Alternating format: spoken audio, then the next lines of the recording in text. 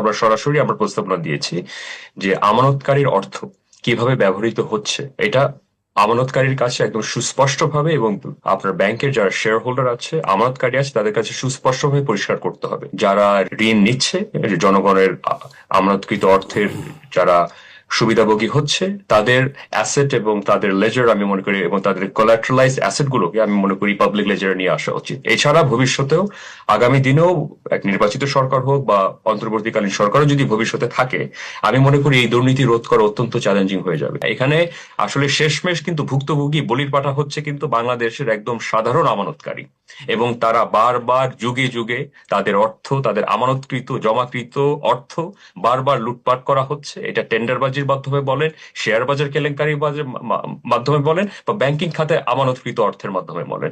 এই সাধারণ ভুক্তভোগীদের বাঁচানোর যদি সদিচ্ছা আমাদের সরকারের থাকে এবং আমাদের বাংলাদেশ ব্যাংকে যদি সদিচ্ছা থাকে, আমার একটাই বারবার আমি আবারও দ্বিতীয়বারের মতো আমি আপনাকে আপনার আপনার এই টকশোর মাধ্যমে অনুরোধ জানাচ্ছি। আমরা আমরা সরাসরি স্মারকলিপি দিয়েও আমরা সরাসরি আমরা জানিয়েছি যে ব্যাংকিং খাতে ট্রান্সপারেন্সি আনার জন্য সকল ঋণ বরাদ্দকৃত ঋণের আমি মনে করি একটি ট্রান্সপারেন্ট একটি অ্যাকাউন্টেবল একটি ওপেন লেজার সিস্টেমে আপনার উন্মুক্ত ভাবে সকল আমানতকারীর কাছে আমি মনে করি পৌঁছে দিতে।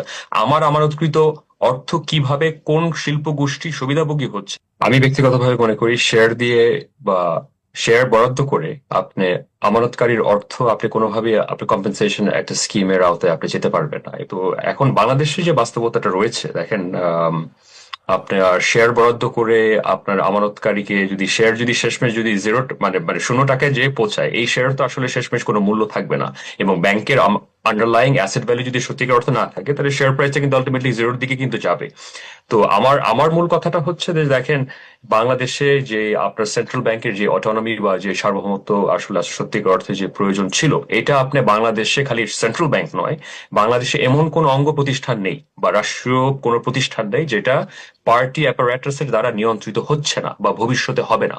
তো সেই প্রেক্ষিতে আমি বলেছি বাংলাদেশের নতুন আমি মনে করি ব্যাংক অর্ডিন্যান্স আইনগুলো আসলে এনাক্টমেন্ট আইন কিছু আইন প্রণয়ন করা উচিত, যেটা আমরা বর্তমান সরকারের কাছে আমরা আমরা আশা করেছিলাম যে তারা এই আইনগুলো আসলে প্রণয়ন করবে। আপনি পার্টিয়ার্কি বা পার্টির দ্বারা ইনফিলট্রেশন আপনি কি করে রোধ করবেন? আমি মনে করি যে এটা আসলে আমাদের একটা সময় চলে এসেছে, বিশেষ করে বাংলাদেশ যে পরিমাণ দুর্নীতি হয়েছে ব্যাংকিং খাতে, আর্থিক আর্থিক খাতে, এবং আপনি ওপেন টেন্ডার অ্যাওয়ার্ডে যে বাংলাদেশের আপনার সরকারি টেন্ডার গুলোর মাধ্যমে যে পরিমাণ দুর্নীতি হয়েছে, এখানে যদি আপনি নতুন আইন প্রণয়ন না করে যদি ট্রান্সপারেন্সি এবং অ্যাকাউন্টেবিলিটি আপনি না এনশিওর করতে পারেন ভবিষ্যতে এই লুটতরাজ কিন্তু অব্যাহত থাকবে।